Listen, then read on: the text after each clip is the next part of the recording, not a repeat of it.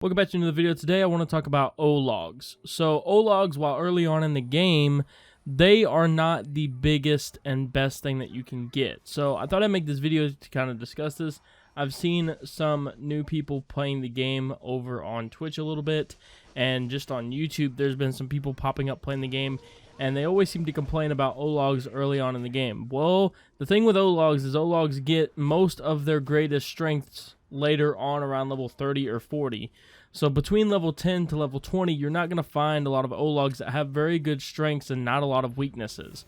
So when it comes down to it, Ologs are not a very good thing early on. The main thing you want to be recruiting Ologs for early on in the game is not actually for them being good recruitments, but instead for them being used as battering rams in the very first beginning fortress assaults.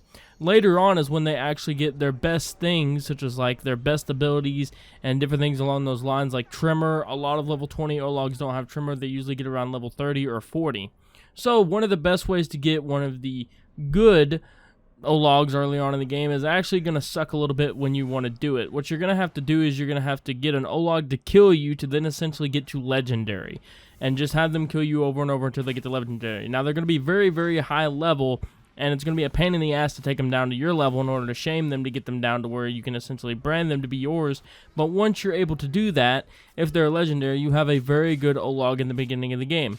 But still, when it comes down to that, they're not very high level, so what winds up happening is that Ologs get overtaken by a lot of other stuff to do, like savages or berserkers or just, you know, crossbow people, just other people in general. They're a lot better and have more strengths early on in the game versus Ologs.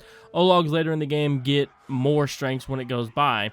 For instance, I can tell you that later on in the game, you're going to encounter Ologs that may possibly be able to summon dragons and stuff like that.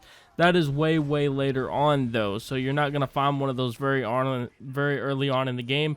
So in my personal opinion, for a personal type guide, I would say stick to Ologs, maybe one Olog or so, but don't go getting a bunch of Ologs because they're not very good when it comes to single-handed combat early on in the game.